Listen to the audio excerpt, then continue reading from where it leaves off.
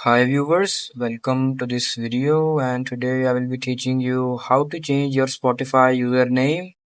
So just let's start. So first of all you guys have to understand that changing your Spotify username is not possible.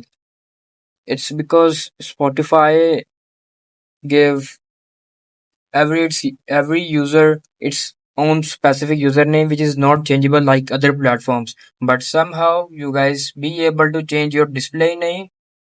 So let's see how we can change it.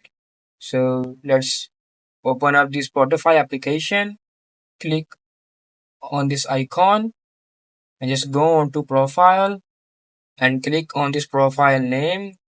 And you guys can easily change your profile name from here, just like I'm changing it as YouTube one video.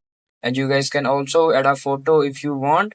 Just save it and your display profile name will be changed. It's easy, and again remember that changing your Spotify username is not possible, but changing your display name is possible. So that's it. If you find this video helpful, please like and subscribe to this channel, and thanks for watching.